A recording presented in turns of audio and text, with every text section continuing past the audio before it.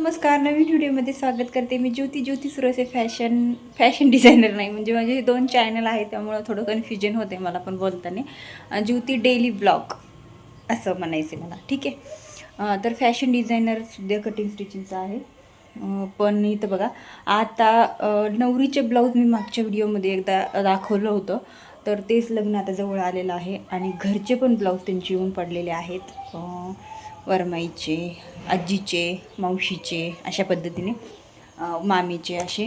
तर बरेचसे ब्लाऊज आहेत, डिझायनर ब्लाऊज आहे, डिझायनर साड्या आहेत. तर मग तेच आता माझं काही ब्लाऊजला अस्तर नाही आहेत, साड्या जस्ट कालच आलेल्या आहेत. तर मग त्या ब्लाऊजमधले साड्यांमधले ब्लाऊज पीस वगैरे कट करून अस्तर आणण्यासाठी द्यायचे आहेत. काही साड्यांना पिको करायचे आहे, काही साड्यांना फॉल पण लावायचा आहे आणि काही ब्लाऊज आहेत ना मला कटिंगला पण घ्यायचे आहेत.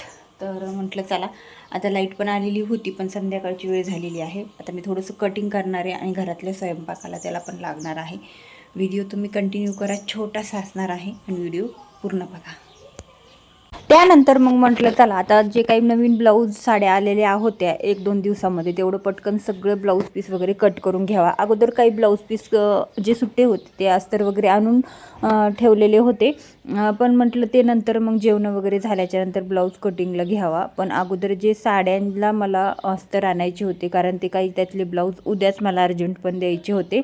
तर मग म्हटलं ते कटिंग करून ठेवावं, जेणेकरून ते आले कामावरून, म्हणजे आले की त्यांना मग दिले की आणून देतात मग ते पटकन.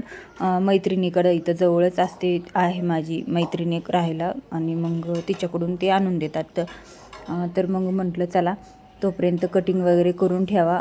तर ही खूप सुंदर अशी साडी होती. त्याचे ना पदराचं एक लेवल पण करून घेतलं पिको करण्यासाठी, आणि त्याच्यावरचं एक ब्लाऊज पीस होतं ते पण ते कट करून घेतलं. आणि अशा पद्धतीने मग त्याच्यानंतर अजून एक त्याच कस्टमरची ही एक साडी होती. ही पण खूप सुंदर मस्त अशी डिझायनर वर्कमध्ये साडी होती, आणि खूप काठपदर आणि डिझायनर ह्याचा दोन्ही पण लुक होतो. तर ही अशा साड्यात आणि पर्पल कलर, म्हणजे हेच कलर आणि अशा डिझायनर साड्या खूप जास्त व्हायरल आहेत. एवढ्यात तर खूप जास्त या साड्या माझ्याकडे आलेल्या आहेत. म्हणजे मी बऱ्याच वेळा तुम्हाला साड्यासुद्धा शेअर करत असते माझ्या व्हिडिओमध्ये. म्हणजे कसं, तुम्हाला काही थोड्या आयडिया टिप्स वगैरे पण येतात, किंवा तुम्हाला आवडत असतील व्हिडिओ बघायला, तर आपल्याला एखादी साडी कसं आवडली की आपण तशी साडी घ्यायला जातो दुकानामध्ये. तसं म्हटलं तुम्हाला पण शेअर करावे. तर ही एक सिंपल साडी होती एका कस्टमरची. तर तिला पण पिको करायचं होतं, आणि तिच्यात असा काही ब्लाऊज पीस निघालेला होता. आणि ही एक दुसरी साडी होती, ह्याचा ब्लाऊज पीस कट केला होता, पण याला पिको करायचा होता एक किनाऱ्याने, त्याच्यामुळं मग त्याचं एक लेवल करून घेतलं. आणि मग कसं, आता संध्याकाळचा स्वयंपाक पण करायचा होता, तर म्हटले छोटे मोठे कामं केले तर मग थोडेसे उरकतात, आणि मग संध्याकाळचा स्वयंपाक वगैरे करून काही साड्यांचे पदर एक लेवल कट करून घेतले. आता हे काही ना साड्या, हे कलांजली, ही कलांजली साडी खूप फेमस होती महाग बरेच दिवस, पण आता थोडीशी कमी झालेली, आणि ही ना आता खूप स्वस्त पण मिळायला लागलेली आहे. जी रेट पण या साडीचे कमी झालेले आहेत. तर एकाच घरच्या ह्या एकसारख्या 2-3 साड्या, 2-3 ब्लाऊज होते, तर ते पण लग्नाचेच होते. आणि हे बघा, त्याच्यावरचा असा हा ब्लाऊज आहे, मस्त आहे. कारण ह्याला मस्त बाहीला वर्क आलेला आहे, बॅकला पण आलेला आहे, दोन्ही पण साईडनी काट आहेत. तर बघूया आता हे कसं शिवायचं. आणि त्यानंतर मग काही सिंपल डेली यूजचे पण होते, आणि त्यातलीच एक परत तशी सेमच कलांजली पैठणी होती, ही एक होती. तर हिलासुद्धा वेगळा ब्लाऊज पीस आलेला होता वर्कचा, ते पुढे मी तुम्हाला दाखवते. पण अगोदर पदर वगैरे त्याचं एक लेवलमध्ये कटिंग करून घेते.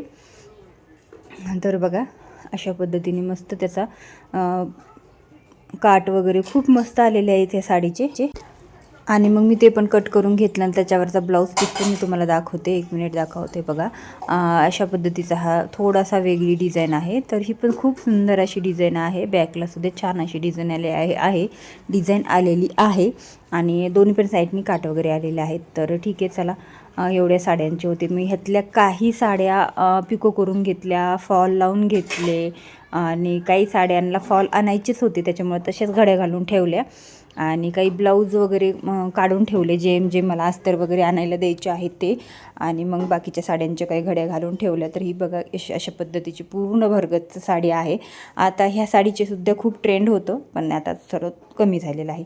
मग सगळी आवरावरी केली आणि मग स्वयंपाकाला लागले. एका साईडला म्हणजे एकाच गॅसवरती मी खिचडी टाकलेली होती कुकरमध्ये शिजण्यासाठी. आणि मग नंतर मस्त अशी कैरी आणि टॅमॅटोची चटणी बनवायची होती. मी तुम्हाला शॉर्ट व्हिडिओमध्ये त्याची रेसिपी सांगितलेली आहे, तर तुम्ही नक्की बघा. आजच तो व्हिडिओ टाकलेला आहे मला वाटतं. तर खूप सुंदर अशी मस्त रेसिपी आहे आणि खूप टेस्टी लागते. चटणी जर तुम्ही कैरीची आंबट मस्त चटणी तुम्हाला खायची असेल तर खूप टेस्टी लागते. एकदा रेसिपी नक्की बघा. मस्त खिचडी बनवलेली होती आणि दुपारी जेवण केलं नव्हतं, मग दुपारच्या भरपूर अशा चपात्या पण उरलेल्या होत्या. मग मस्त ही खिचडी बनवली. ह्याला मसाले भात पण म्हणतो आम्ही, किंवा व्हेज पुलाव पण म्हणतो, असं पण म्हणतो. पण जास्त काही भाज्या वगैरे नव्हत्या टाकल्या, फक्त मस्त खिचडी बनवलेली होती. आणि त्यानंतर ही कैरीची चटणी बनवलेली होती. खूप अप्रतिम ती चटणी होते. एकदा रेसिपी नक्की बघा. सगळ्यांना जेवायला वगैरे घेतलं आणि मग चपाती, भाजी, आपली मस्त कैरीची चटणी, रात्रीची कारल्याची भाजी पण होती ती पण घेतली होती आणि सगळ्यांना जेवायला दिलं खिचडी वगैरे. आणि पटकन म्हटलं विशाल झोपण, अगोदर त्याला जेवायला देते विशालला सोनूला.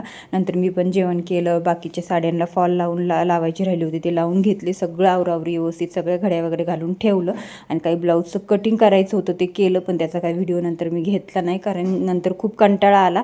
एक शॉर्ट व्हिडिओ घेतला होता, ते दुसऱ्या चॅनलवरती टाकलेला आहे. तर चला व्हिडिओला इथंच थांबवते. व्हिडिओला लाईक करा, शेअर करा, चॅनलला सबस्क्राईब करा. भेटून नवीन व्हिडिओमध्ये. तोपर्यंत बाय.